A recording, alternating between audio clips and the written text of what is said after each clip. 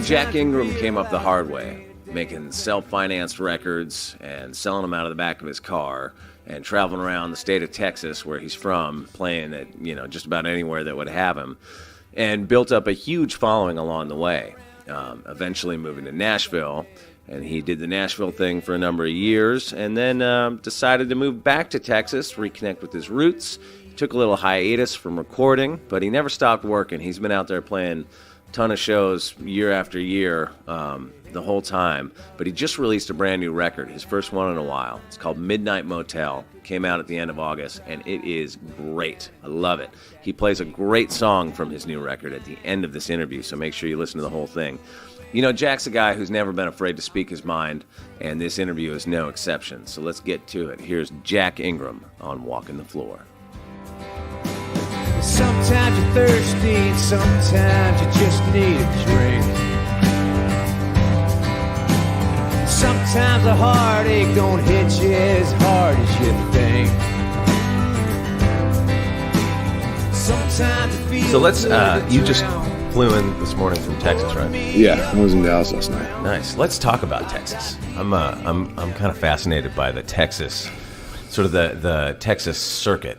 How there's like why do you think? And you were born and raised there, right? Yeah, I was born in Houston. Why is Texas so good to Texas artists? Like, why are the Texans so supportive in a way that you don't really see anywhere else in the States? I don't think. Yeah, man. Well, and there's like a rich history there. It's a rich history. I mean, I really noticed it when I was in Michigan one time in like the mid-'90s traveling, touring. And I bought a hat pin in a truck stop in Michigan that said Texas Music. And I was like, there ain't no pins in Texas that say Michigan Music. Like, right. Right. It kind of hit me. I was like, whoa. Yeah. But you're right, man. It's like, I think it starts back with Bob Wills and the Texas Playboys getting a national attention, but claiming Texas is kind of their own, even though he was from Tulsa. But he kind of claimed Texas. Texas claimed him anyway. Yeah. And then from that, and that was like this punk rock kind of thing. I mean, I don't know what everybody was doing back then, but we've always thought, or I've always looked at Bob Wills and those guys and Ernest Tubb, is they always came back and they always, you knew they were Texans. Right.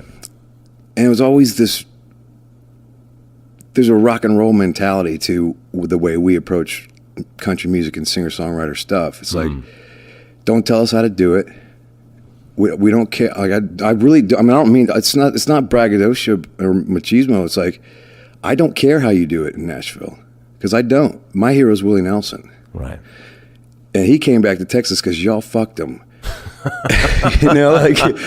And then he started his career as an artist. Right. And that's important to us, man. It's like, Sure. what's important to me. I can't speak for other Texans, but Do you live here now in Nashville? No. Oh, okay. I never moved here because I just always, that spirit was really strong, and I know that I always knew, even when I was younger, like I want to succeed badly. Right.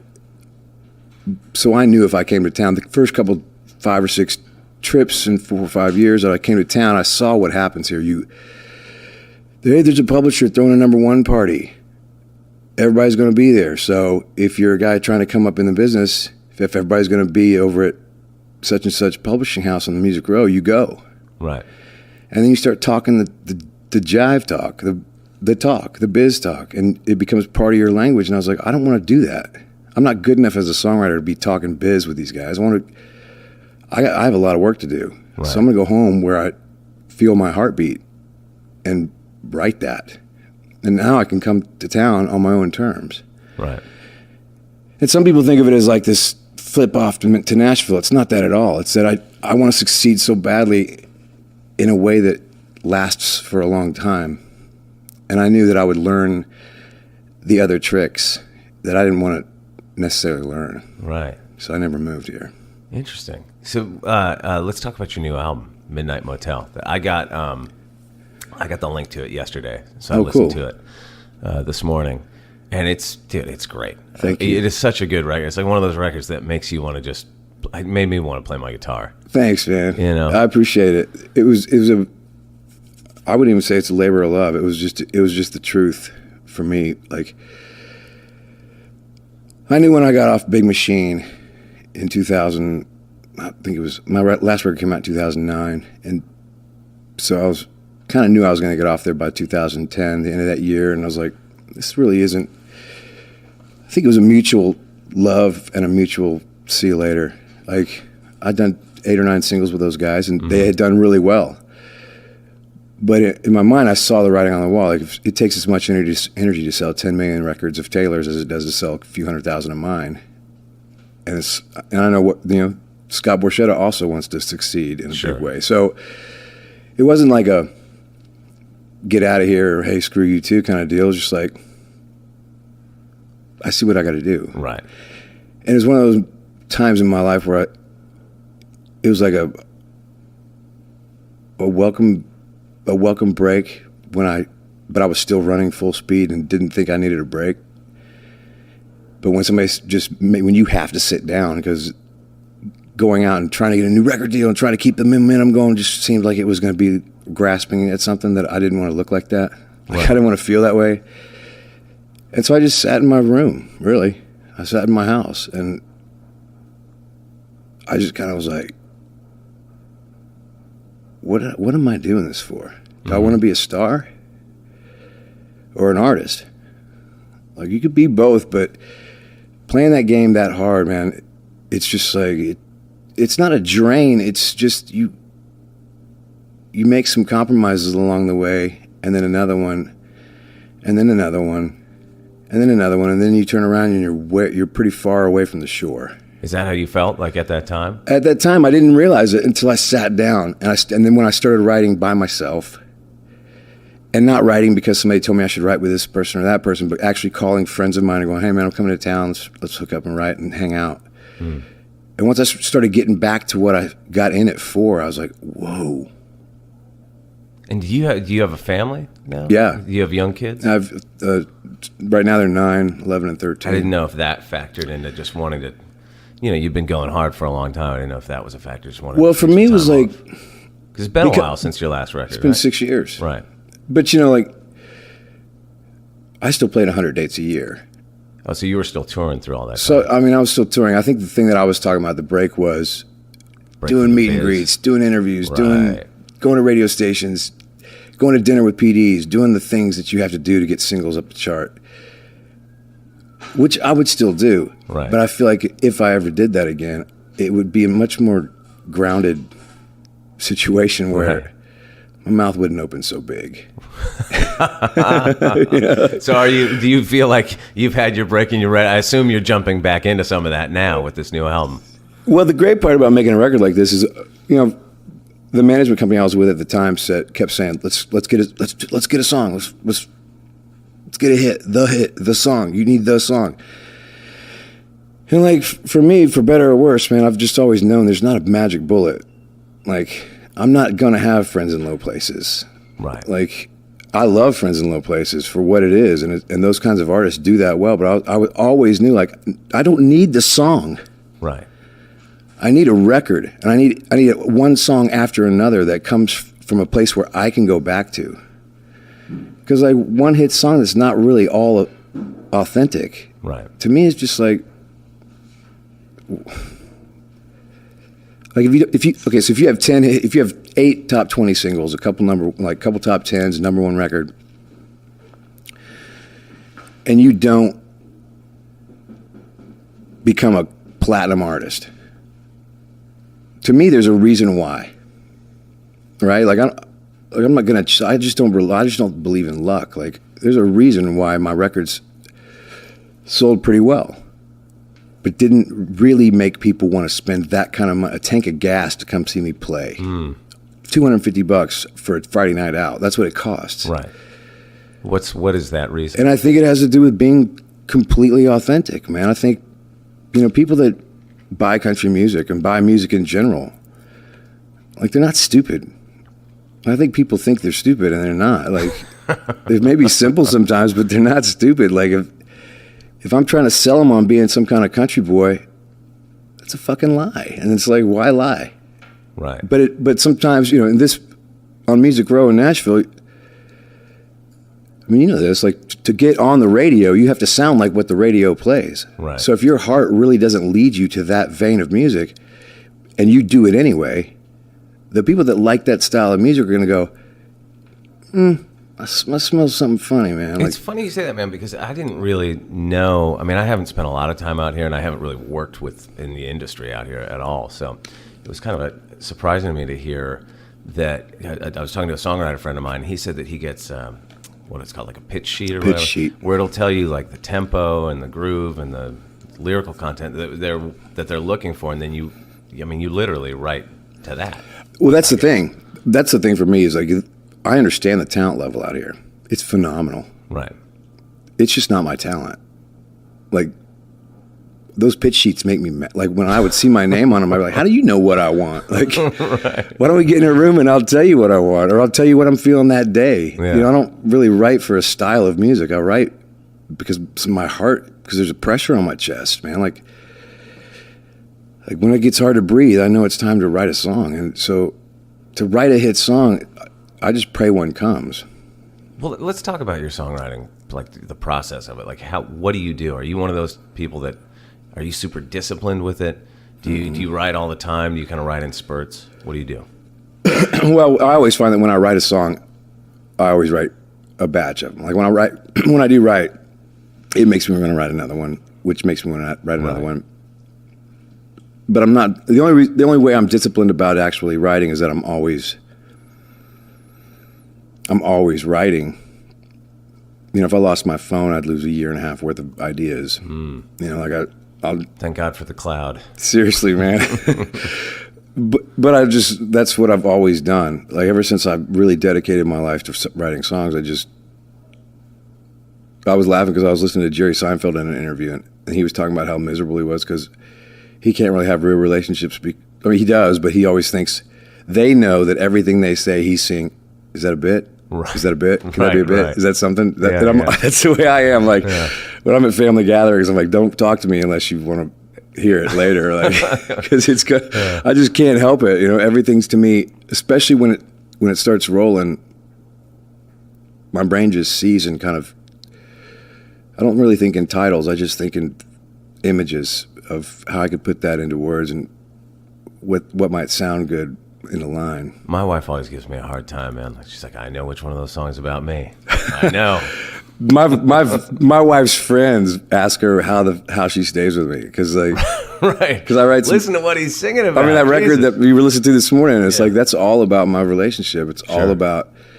I always think like songs like that, like if you write a heartbreak song or an angry or I'm leaving type song, and I try to explain this to my wife, like that's what maybe you felt right then in that moment in the argument when you slammed the door, but it's not necessarily how you felt 5 steps away, right? You know, so you're just kind of trying to capture that one. Well, that's the beauty of it. Yeah. If they're like paintings, which to me that's what great songs are. It's like all my favorite songwriters could capture a moment. Like every single song I've ever had is me trying to get down to paper and through melody and lyrics.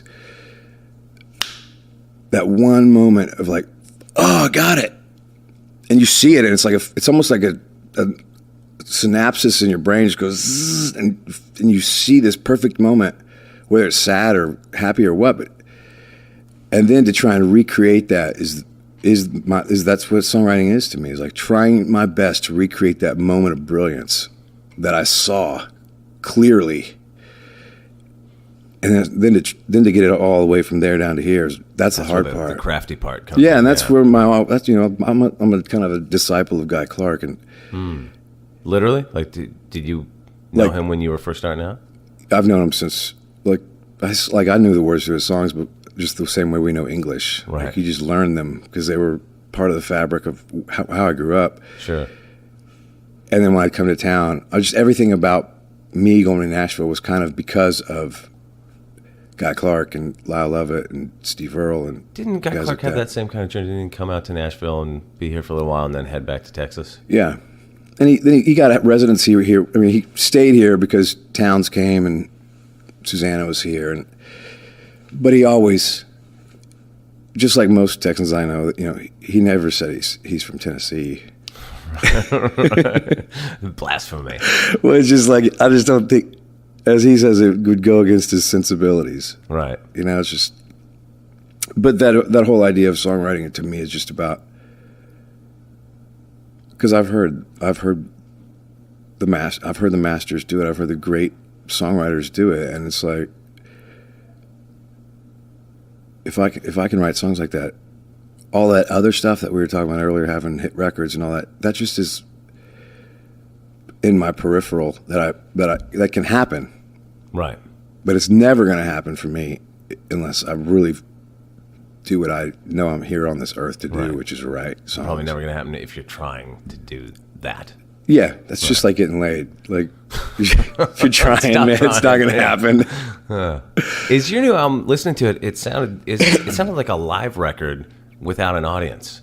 Is that what it is? So the 'Cause whole there's, idea, like, with the transitions between songs, there's chatter between you and your bandmates, and well, going back to those records I grew up listening to, like, I always heard noises and people dropping things and footsteps and somebody saying something. And, I used to love that when I was a kid, like cranking up the fade out.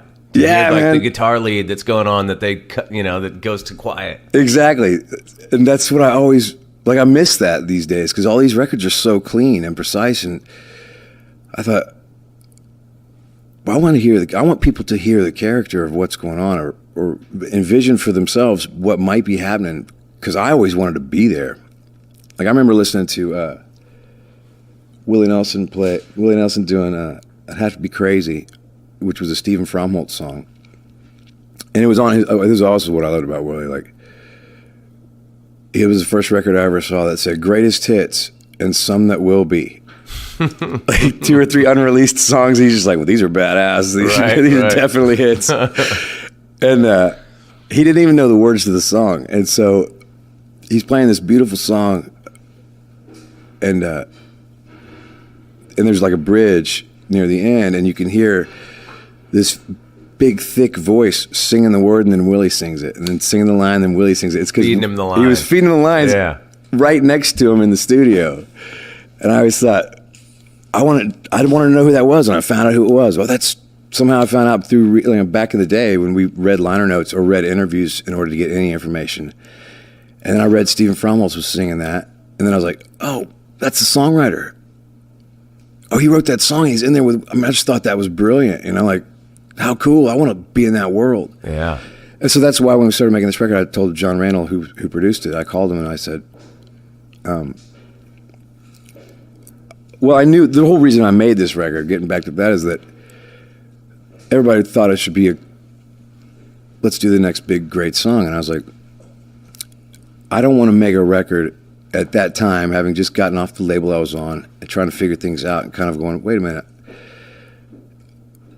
I was reading a lot and just reading a lot of interviews. The guy who did I think it was The Office. Was that Ricky Gervais? Oh, yeah, sure. The English version, yeah. The English version of it. Yeah. And he said that he'd tried a bunch of things in his career and had some pretty good He success. had a band, too. Oh, he did? Yeah, he was a musician, I think, before he was They all are. Yeah.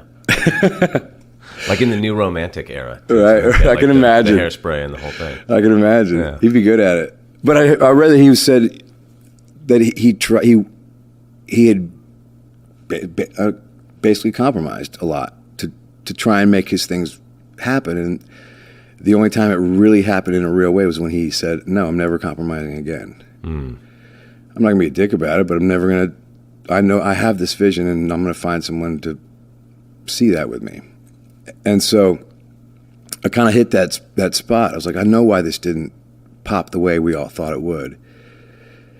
And man, make no mistake, like, I'm doing great. Like, but I mean, I was on a label with Taylor Swift. Right. So when you're comparing yourself against that, That's an awfully high bar. it is a high bar. I would have taken somewhere in the middle. Especially in today's record But you industry. know what I mean? Yeah. It's like you do kind of go, okay, no matter what you think of Taylor Swift, she's authentic. It's 100% Taylor. And I just knew that I wasn't giving my 100%. I was being asked to do some things by people who want the best for me, who ask people to do what they know works. So it's no big deal. It's just like, it's up to me to know exactly who I am and go, no, that's not, I'll take the consequences. That's not for me. And so I said, before I go make another commercial record or another record that has quote unquote singles on it, I'm going to make a record where I raise the money to make it, and I'm not going to talk to anybody about it. And that's what this record ultimately became. So I was talking to John Randall, and I said, I want to make a record where everybody's in the same room, playing at the same time, minimal overdubs, and where I can see everybody, they can see me, and we don't have to wear headphones if we don't want to. That doesn't mean I want it to be a quiet record. I just want it to be guys making music, people making music together. And well, it sounds like that. I mean, it sounds like it sounds fun. It was a ton of fun. Who were the guys in the room with you? So Robert Kearns, who now plays with, he plays a bass player, and he's a hell of a singer, and he plays with Sheryl Crow now. And he was with the Bottle Rockets. And a long time ago, he was in a band called Cry of Love with Audley Freed, who also plays. Oh, wow. You know Audley probably. Yeah. He plays with Sheryl Crow too. He plays with Sheryl too, and they're like childhood buddies. So it was Robert playing bass, and he's been off and on. He's quit my band 3 times, come back. You know, he'll be back again. He'll be back. And then John Randall was producing and playing just some acoustic, but I was also like, when you make records up here, there's such great players, man. You almost feel bad to say, like, it just kind of is this weird thing, like what you're going for. I hadn't played a guitar on my record in like the last 2 records, and I thought, I'm not a great guitar player, but I'm the guitar player in my band. Right. When it comes to like, I'm the one that wrote this. Like this is my song. Why do I need somebody else trying to give it their feel? I mean, it just straightens it up, right? Which is fine, and that works for a purpose. But for this purpose, I was like, I don't want this straight. Right. I don't want to play to a click. I just want to play my songs. Nice. Unless Chad was cheating. Chad Cromwell was the drummer. Oh, right. You never know with those guys. He might have had it. You never know. Turning his head this way. Right. Yeah. There might have been some somewhere, but in my mind, it never played in my ear. Like, it's such a different feel when you play with that, when you record a whole band without a click. It really is. I don't know if people realize how much that sanitizes music. Just that one, even if you're not cutting it up and, right. Beat Detective and all that. So just having everybody aligned like that. Well, the whole idea is, somebody was saying the other day about a song that's sped up. I was like, it's supposed to. Right.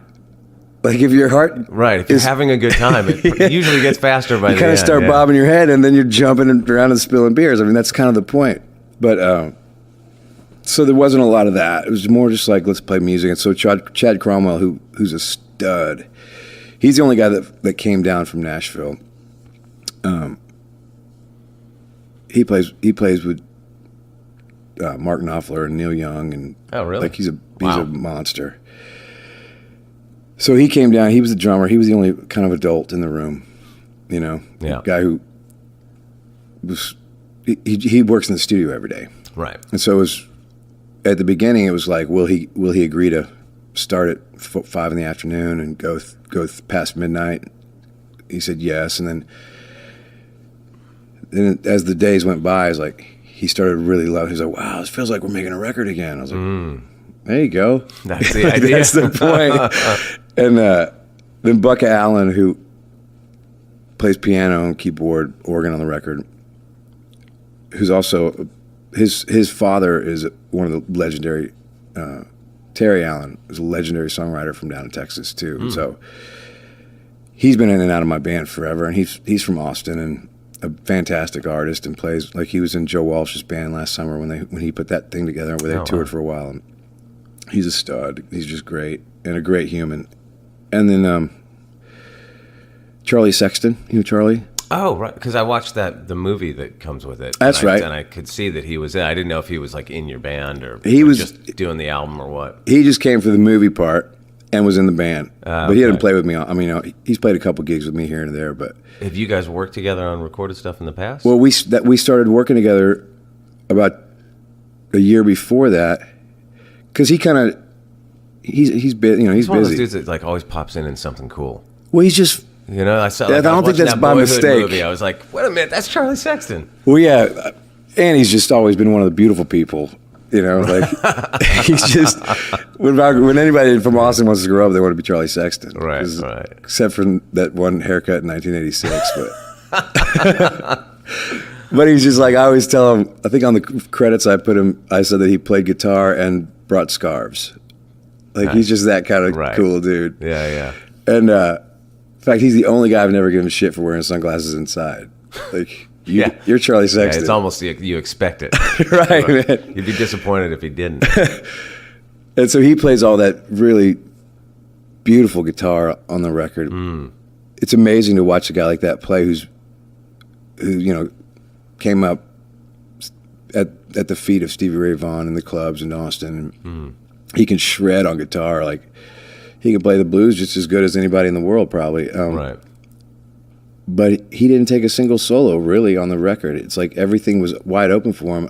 And about halfway through, I was like, you dance with these songs, man. You're not beating them up or telling them where to go. You just take what they are and make them better. Like, it's beautiful to watch. You know, he would just come up with parts, Textures, and add layers to it. Yeah, and I don't think there's really a single like ripping guitar solo on the record. Right. Even the country stuff just kind of has texturized licks. Yeah. So it was a pretty amazing process. It was probably, for me,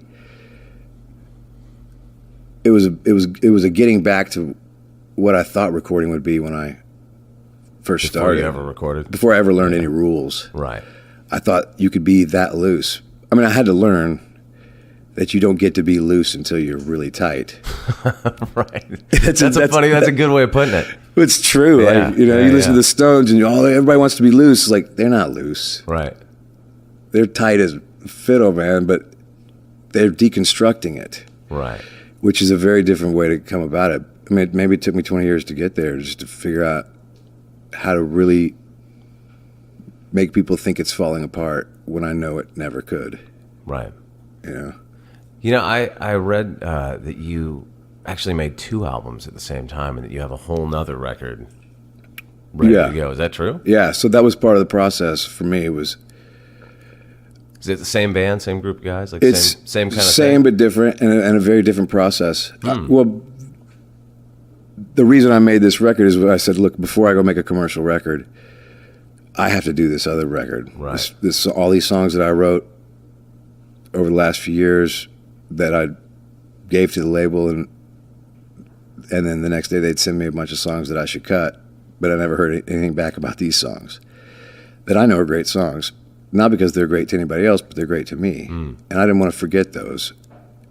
And songs that I'd written after I'd gotten home and kind of took a breath and said, I don't feel any better now after having a bunch of success. My heart still doesn't beat right. And that pressure, it's like, why?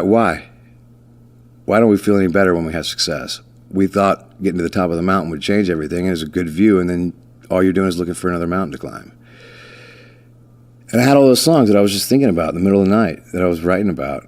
Go back, try to go to sleep, and couldn't sleep, so I'd wake up and go write songs. And I was like, I'm not going to make another record that anybody is going to deem a commercial entity until I can make this other record, because I knew if I went in right after I left the label with all that swirling in my head, it would just be 11 or 12 veiled attempts at telling the establishment to fuck off. And I didn't want to do that. I'm a grown man. I had my 20s to flip my bird at the world, and I don't feel like that anymore, but I knew that I would go into that trap if I felt like I hadn't been heard. Right. And so I made that record, and then I went immediately from that and asked John Randall, said, hey man, we had been doing a few demos of other songs we've been writing.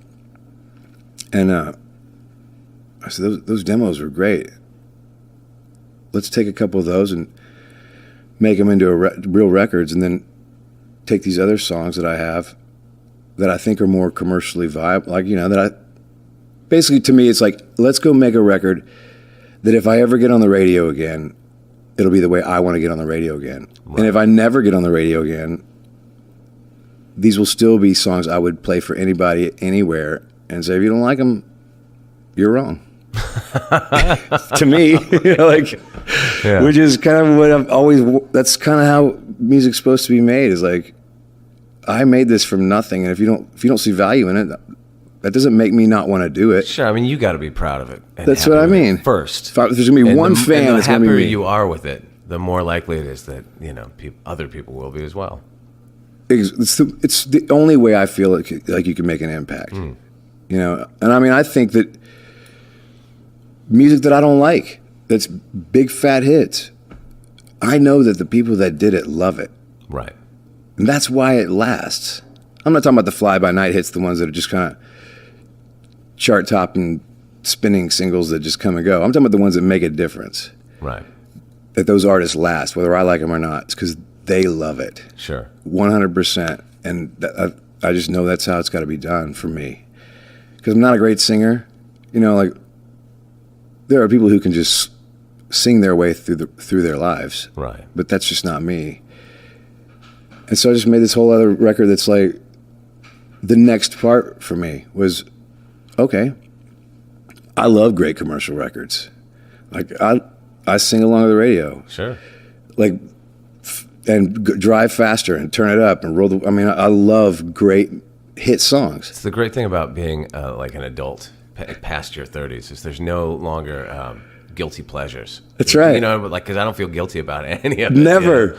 I mean, when Lady Gaga nails it, I'm in. Yeah, totally. And my kids play me stuff all the time, and I go, whoa, that's killer. I don't care if that chick's silly. That's a great song. Sure. You know? Like, yeah.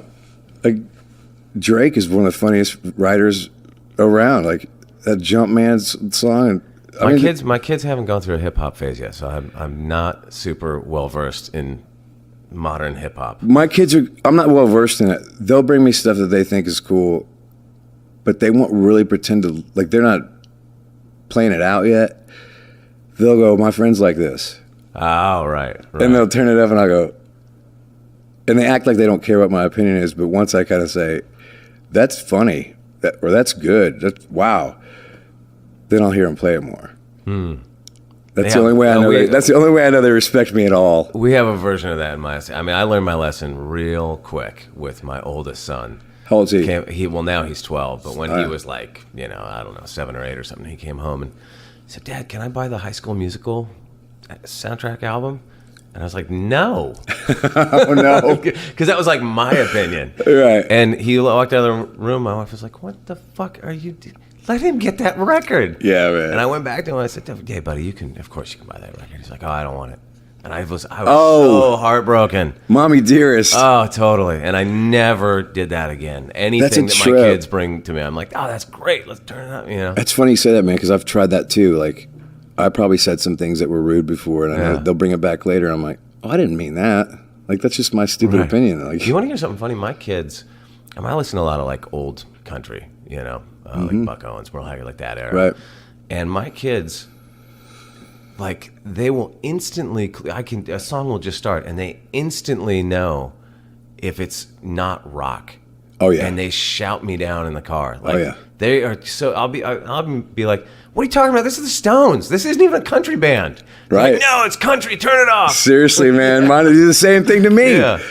They'll be, "Dad, why do you do country?" I'm like, I don't do country. Like, that's how I make music, man. Like, when I started singing, I'm like, that's what it came out. Yeah. That's funny though, because I never got mad at them for dissing me about music, because it's like, I just knew that was some kind of weird psychological something going on to where they had to somehow, like Oedipal thing, like they got to kill their dad to survive in the world. Yeah. So I never, all I would say is like, hey, like if I'd sing or something, they'd tell me to shut up. I'd be like, "Hey man, people pay me a lot. Like, you better back down, kid." Yeah. But I've See never. the clothes on your back? Yeah. That's how you got those. Chicks really do dig me, kid. Like, but as far as music goes, I've never been heavy-handed with them, because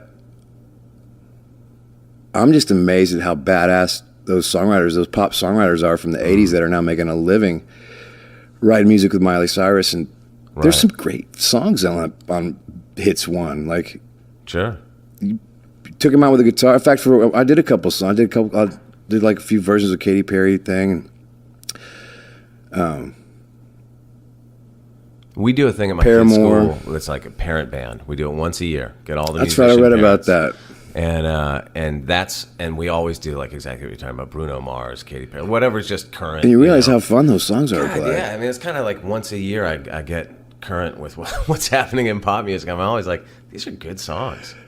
I always wish I was in a cover band, man. I never was in a cover band. And I always wished I was in a cover band. Dude, I To learn how to write like that. Yes, because when I was a kid coming up, it was always about, you got to play originals. You got to play originals. That's it. And you realize now, looking back, if we had played a whole set of, current hits or whatever, classic rock songs, people would have liked our band. Right. They wouldn't have Right. left when we started. You would have made a lot of money in high then you school. just occasionally slip your own song in there. Right. But I Yeah. always wish that I'd done that, especially when you know. go back and you realize how funky like the chord changes, how simple the chord changes were, but also how different they could be as well. Sure. Like the Beatles stuff is like, some of it's just straight ahead Chuck Berry riffs, and others like, where's this coming from? How are they Yeah. getting these changes? I think I would have been a lot better, a lot faster. Like Oh, yeah. I Without any always doubt. wish I would have done it, but That's too late now. that's the advice I give to young musicians all the time.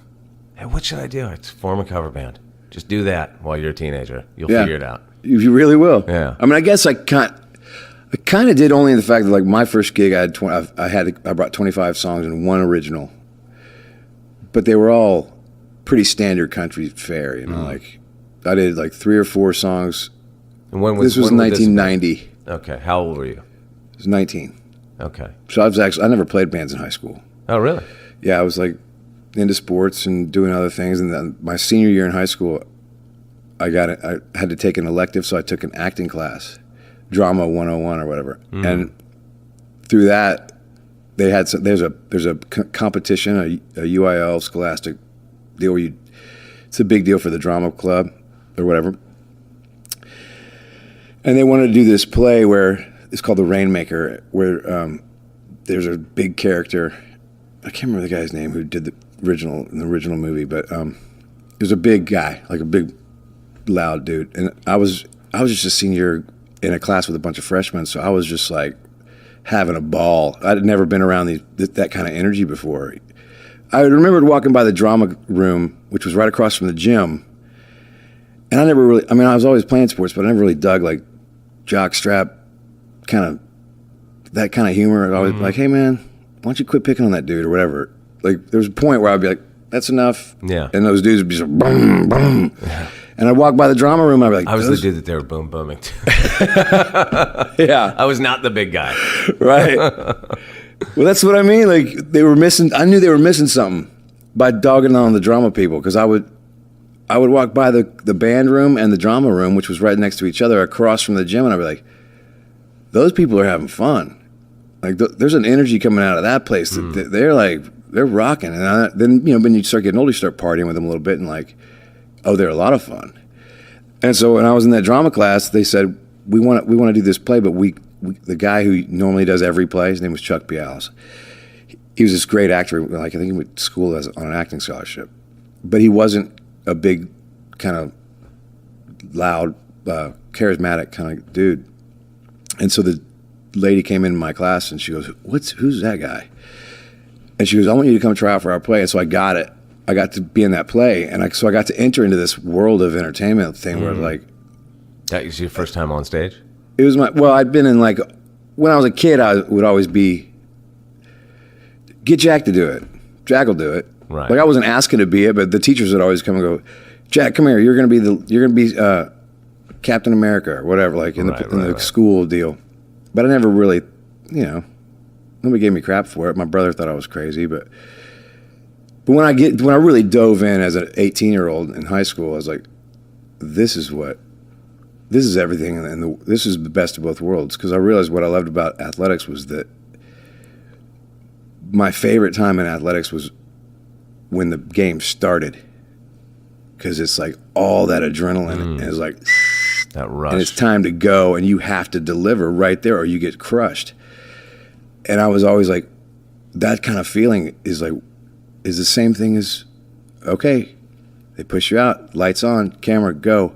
Crowd screams. If you ain't got shit, you're fucked. Like, you know what I mean? Like, Yeah. you don't know what you're doing, and you can't deliver, man. It's going to show up really fast. And so That's my recurring nightmare dream. right. That's my naked at school dream, is walking on stage and I don't know any of the songs. Well, that's everybody's nightmare, man. Like, that's why we all pace around and act like idiots before shows. Like, Right. what if I get out there and forget everything? What if I get out there and suck? What if they hate me? What if, like, I still to this day go out assuming everyone in the audience who paid a lot of money to be there hate me. Totally. God, I talk about that all the time. It's like- so you always forget that, no, they're here because they want to have a good time and they're rooting for you. It's like a fight It's to the me. opposite, you know? You can blow it and they're still going to love you. It doesn't And matter. I'm sure you're the same. Like, there can be 1,000 people, 999 are having it, going ape shit and loving you, and you see one dude going, pfft. Yeah, and I'm that's gonna the guy get you that focus guy. on. I'm gonna get that guy. He's gonna love me by the time Right. it's done. Yeah. But Oh, that's interesting. I didn't know that you had like an acting background, because I watched the movie that. well, that's the only background I I have. I mean, I've done a few other things, but So from that time till now, you haven't done any acting? I've done a few things. Oh, okay. But nothing big. Right. You know, right, like right. What led you to making a movie? Is it the thing I watched was 10 minutes. I didn't know It's if just it was a short. trailer. It's okay, just a so short. That's the whole thing. Okay, so I wasn't sure if there was kind of one of those things where feature we're length thinking thing. if people dig it, if people don't dig it and it just serves its purpose, Right. that's great. And if we get the feeling people want more, then we'll go figure out how to do the rest of Extend it. I think the idea just came from, it's very freeing for me to have been doing what I've been doing since. I mean, I had from 1990 to 2004.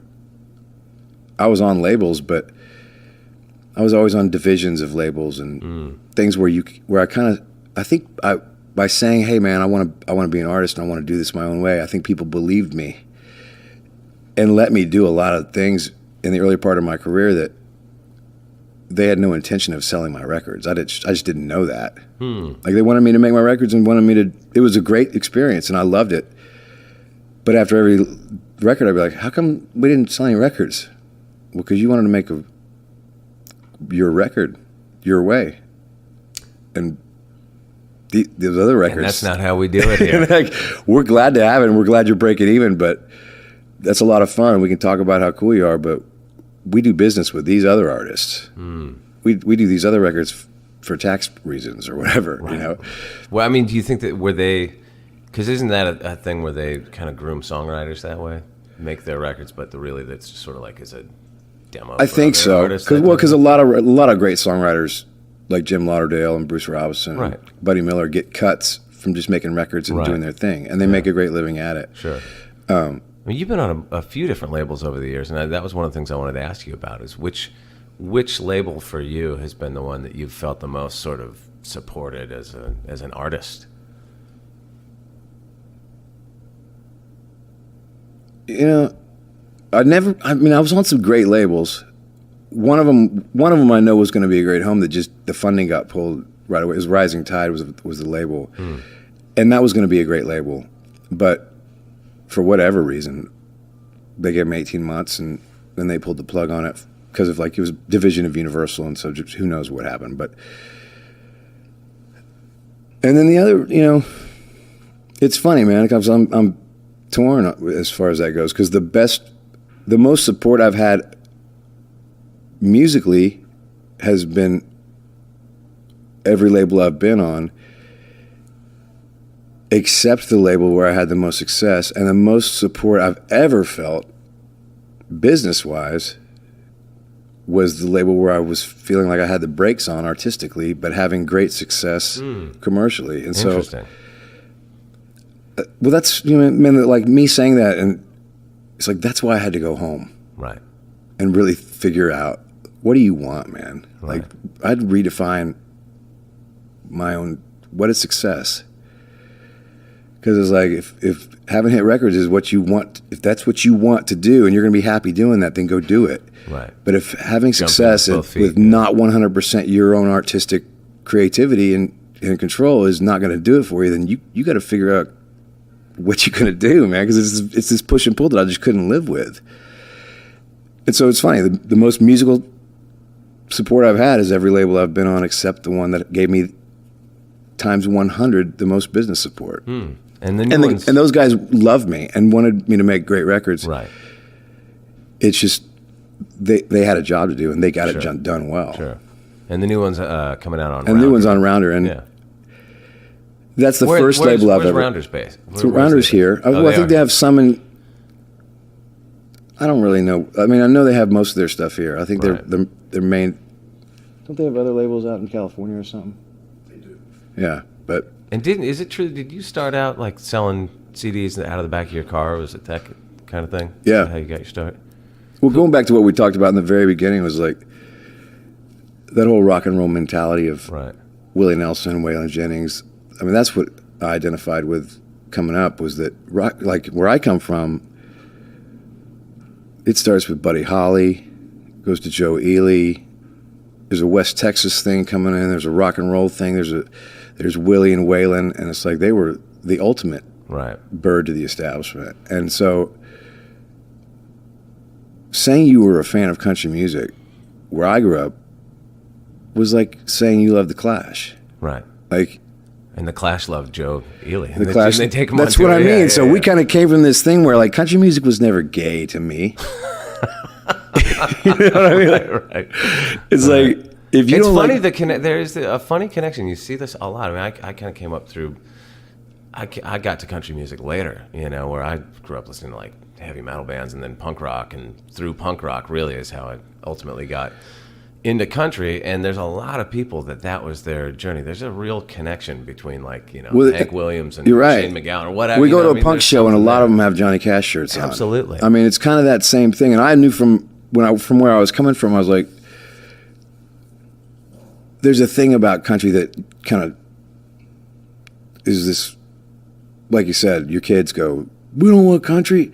And I always kind of knew that was prevalent out in the big world. But I also knew, like, country music is rock and roll. Like, if you do it the way I want to do it. Like, the Stones want to be country musicians as far as I was concerned. Like, Honky Tonk Woman, that's a full-on country blues, man. Like, and a lot of their stuff was. And so with that in mind, I knew like nobody ever asked me to play music.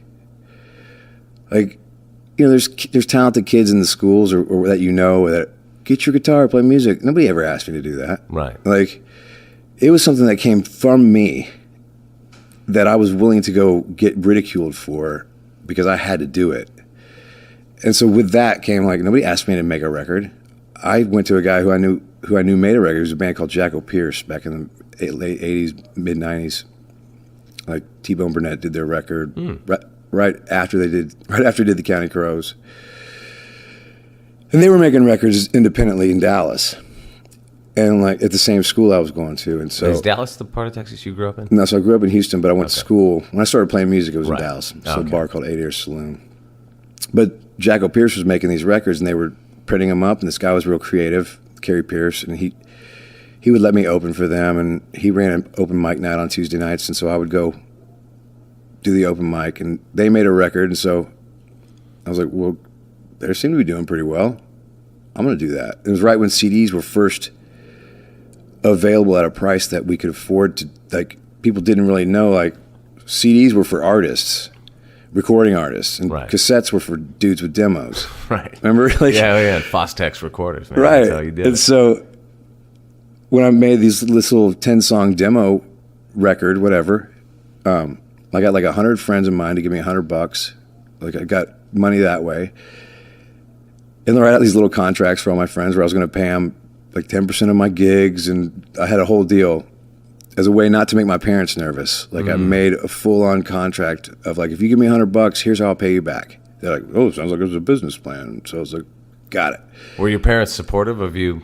All they said was, well, man, for me it was like, my granddad was one of my favorite people in the whole world, and he said he would pay for college. And I just love the guy.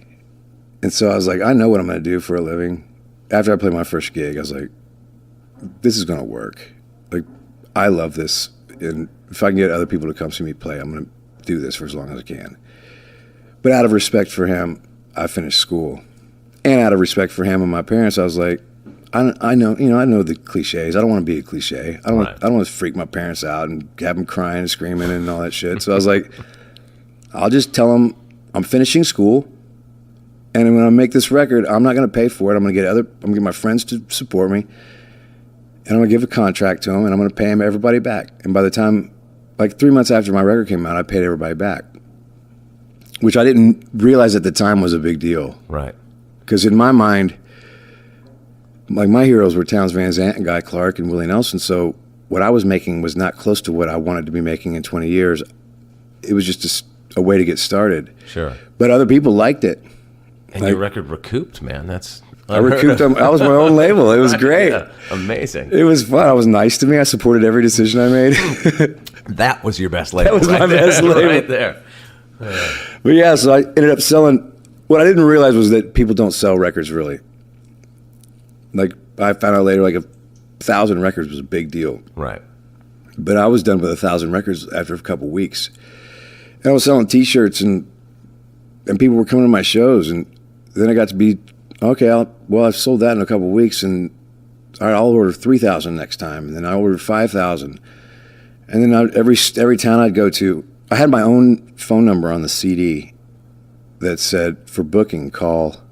And it was my home number in college. It was going to last for 9 months, And I went home for Christmas, and when I got back, my message machine was loaded with messages from bar owners and sorority girls and frat boys wanting me to come play their parties and stuff. But since I went to SMU in Dallas. Those frat parties, that's like a gold mine. It was a trip. That's how I learned the art of supply and demand. Right. I mean, I got asked to go play this. Well, SMU has all these people from out of state. And so when it's like the internet word of mouth. Like everybody went home to Mississippi and Louisiana and other before the internet. Yes, yeah, where they like went home and had these CD. And so when I got back from Christmas that year, I had calls from some dude in Auburn, Alabama, some dude in Lexington, Kentucky, some dude, like all over the Southeast and all over the state. So all of a sudden I had gigs everywhere. Right.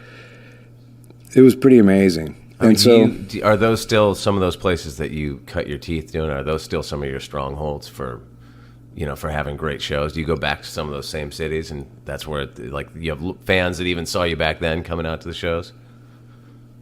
I can't dedicate it to like individual cities, but I can say that everywhere I go, there are people that always want to hear those songs, and it's like it's the sound. Like what I didn't realize at the time was that I was just like you guys. The music that you make for people when they're 19, 20, 21, 22, 23, that's the soundtrack they'll always go back to. Sure. So when they know I'm coming to town, it's date night for them now. They're 40 years old. Right. And I have younger fans too, but like those fans come and they know everything I've ever done. Not just, they don't even know about, some of them, by the time I had hits on the radio, they were already mommies and daddies and working, so they don't even really know those songs. Sure. They want to hear these other ones that, like, why is anybody singing along to these? Right. That's my favorite song.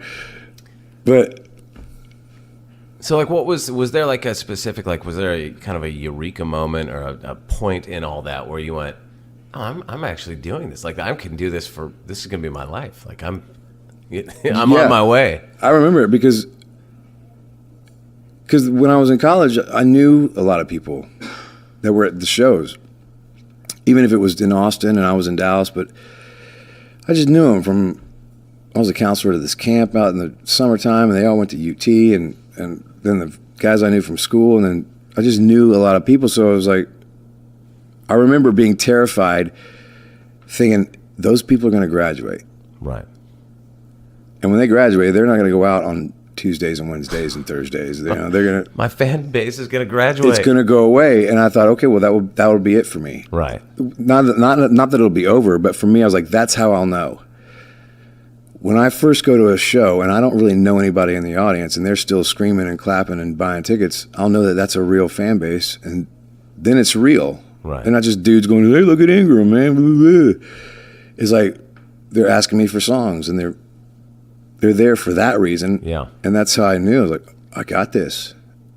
I do remember opening for Stephen Bruton, who played lead guitar for Chris Christopherson forever. Did he write some of the songs on that Crazy He Heart wrote movie? most of that Passed record, away, or... and a lot of like what Jeff Bridges did for his character was based on Bruton. Oh, really? Like the shirts, the jeans, the thing, just the whole bit. He kind of just followed Bruton around. Really? He's just this guy. He's like a guru, and he was Right. great songwriter, great guitar player, just great soul. Right. And I remember we got a gig in Houston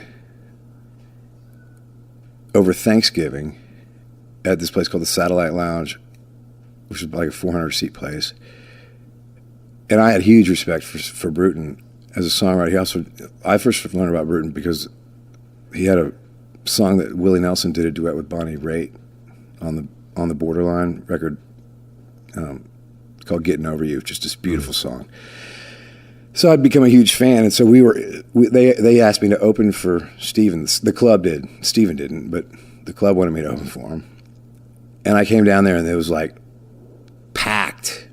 Like I remember driving to the club, and there was a line around the block kind of deal. God, that's the best feeling. Oh my God. That is the best feeling. On a side note, one time I played California right when the smoking law came out, where you couldn't smoke in the club, and I was playing this place called like Trace Amigos or something, some weird place. And there were like 40 people outside I thought were waiting because I do a drive-by. You know? And those were the only 40 people in the club. I was like, that wasn't necessarily... That's funny. I never thought about that. But anyway, so that was one of those moments where... Because I thought they were there to see Bruton, and I thought, wow, that's killer. It's going to be fun. And then I found... Like, I got in there, and it was all these young college kids and whatever, and they were just like clamoring, screaming, going crazy. And then it was one of those moments where I was like, my audience is a bunch of idiots, because the minute I was done, they left and didn't stay for Steven. I was like, I was the only one left for watching Steven, asking him to play songs. I was like, this is going to be weird. I'm so stoked that I'm having success, but my fans are so dumb. It's so weird. I think that's a lot of things that people were willing to admit. I think plus I think that whole self-loathing of artists is like, how could you love what I do? Right. Because we hear another part of any club that would have me as a member. Exactly. I think every artist I've ever met has a bit of that, because it's kind of have to. I guess. Well, there's something so perfect in your head that never, only every now and again gets out to a record or gets out, and so you're always going, how do I get that? That wasn't great. Right. I mean, we killed it tonight, but what if we could get there? And those people think they like us, but they don't even know what they like. They're not hearing this thing. And that's what's so frustrating when you get closer to what you really are hearing in your head, and your fans go, I like your old shit better. It's like, what? I'm just now getting to my genius. Right. Why can't people tell that? I wanted to ask you before we wrap it up, in watching your movie, Jerry Jeff Walker is in there. How'd you do that? He's just... I have to admit, I mean, that call me, you know... Did you know right away? I didn't know that he was still alive. Oh, yeah. With you, so. He's still alive and kicking. He'll tell you everything about the world if you let him. But he's been one of those guys that's really cool to me, because when I was 25 or 6, he put on a festival, and he and his wife called, and they were like, I guess their idea was like, let's it's one of the only artist situations, or one of the first, I should say, where somebody reached back and kind of grabbed me up and said, hey, man, kind of anointed you, more or less. Because he's Jerry Jeff Walker. And in Texas, that is, I mean, in anywhere, it's cool, but in Texas, he's right up there with Willie Nelson, Jerry Jeff, all those guys. I mean, it's just like a group of guys that just represent what's down there. And he had a festival for Labor Day, and he called and invited me to be a part of it. And then he invited all of the other artists that I wasn't necessarily friends with, but that I really dug what they were doing too, which kind of made me feel like, oh, he gets what I'm doing. Right. Because all these other guys I really dig. I mean, you know, being in bands, there are bands that there's 100 bands, and 20 of them you go, they know what we're going for. We have the same playlist. Right. They have the same playlist. Sure. And it's like, it really felt great. So we've just been friends. He invited me and me and my wife, when I first got married, to his house in Belize. Which is another fantastic thing to see as a young artist, seeing a guy who built his own walls to run up against. Right. And made every mistake in the book as far as running a music business. But he wrote some great songs. And he has a house in Belize. Right. And he's got a badass house in Austin. He drives a nice truck, and his wife drives a Porsche. And I was like, I got to see things in this business that a lot of people don't get to see. They think if you're not Garth Brooks, you go back home to Kansas. Right. It's like I saw, That's a good lesson. You can be Jerry Jeff Walker and live a great life and have nobody ever tell you what to do. That's what we're going for right there. That is the ultimate dream, to have nobody tell you what to do. Right. And it's so rare. Well, that's the thing. Like if you're in a big rock band that sells millions off the bat, that's one way to get there. You'll always have the leverage because you're the Foo Fighters, or you got the band. We do this and we can do what we want because we proved that it works. But anywhere in between, man, it gets pretty muddy. Because you still have that want to like, I know what I'm doing, but you don't have that multi-platinum thing to go, I know what I'm doing, bam, get out of my way. It's like you have to play ball. And I learned, like, not necessarily. There's another way. Not if you have moments of brilliance and then the rest of your career, everybody knows you're working for brilliance. Then you can somehow be in this middle area where John Prine is, and Jerry Jeff, and Guy Clark, and as long as you don't really kill yourself, right, like through chemicals or bad habits or whatever, like as long as you continue to do great work, there'll be fans for you. Right. And you don't have to pretend to be chasing hits when you're never going to have a hit again. Right. You can just go do great shit. Yeah. And that's kind of where I'm trying to get to with these records, is like, if the doors are open, I'll go to the dance. But I'm not gonna work my ass off to get into a club that. Not gonna beg to be there. Like, if I don't like any of the chicks inside the party, why do I want to? Like, hey man, if it's cool, I'll be there. If it's not, I'll be over here, right, doing my thing. And that's a good place for me to be. So what are you doing next? Are you going hitting the road? So the record will come out in June. I talked to I interviewed Dirks yesterday. Yeah. And I think it was him that told me that your outgoing message, when he left a message on your cell phone, said something like, "I'm taking it to the people." Taking it to the people. Are you taking it to the people? It's a little more beaten down these days. It's actually been the same message for 10 years. It's taking it to the people. Because I just feel like that's just what, I mean, even when like the last 5 years when I haven't had a record out, I still played 100 shows. Yeah. That's what I do. And it's not like I have to go on the road. And I mean, the only thing that's worked for me is flying out on Monday morning at 6 to go to a radio station. And that's hard work, and I'll do it. Sure. But going on the road and playing music, man, that's what I'm supposed to be doing. Right. And so that's what I'll do. Hopefully I'll play 120, 130 shows next year. And then have the record come out, the second record. Right. It's called Checking In, Checking Out. And that'll come out next year, hopefully. And I'll do it again. So I'm interested to see where it takes, like what songs I have coming out of this process. Sure. Because I really felt like there was a creative period of writing songs. Maybe it's just one of those guys that's just supposed to get beat up. Like when I get dropped from a label, it's like, I'll show you motherfuckers. Right. And I write big batch of songs, and then I just gather material for the next time I really want to write all those, get in that thing. So that's what I'll be doing. Cool, man. Yeah. I mean, that's what we're supposed to do. Thank you so much for coming here straight off the plane. I know you got a busy day ahead of you. I was excited when I heard about it. I'm a fan of what you do, so thank you. It's great to be here talking to you. It's great to have you on the podcast.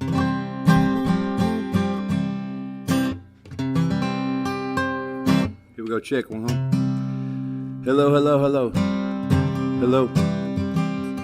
We good? Go whenever you like. All right, man. So this kind of represents what that whole period was for me. It's like trying to figure it out. Just not only music business shit, but my personal life was in shambles too.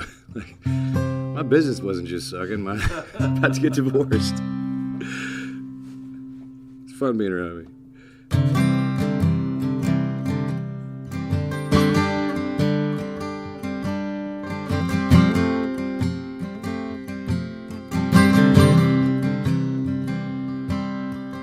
Don't try to sell what you wouldn't buy.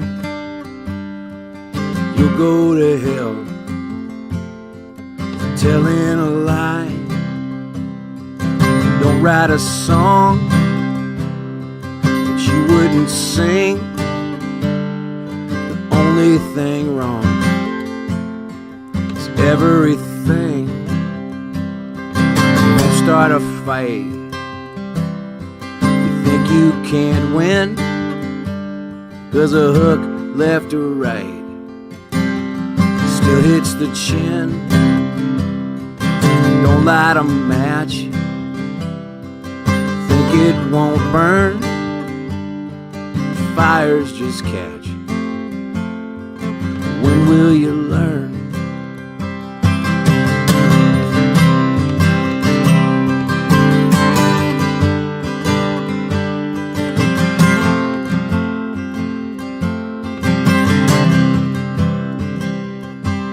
Don't jump in the sea if you don't want to swim, 'cause the tide takes you out, don't bring you in. Don't fall in love if you don't have a heart that you're willing to break right from the start. There's nothing to fix.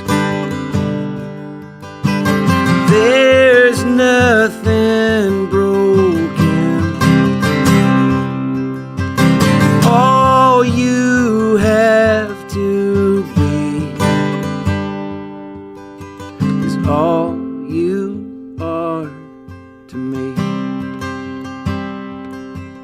Well, there ain't much I know for sure, but there's this: if it ain't broke, there's nothing to fix.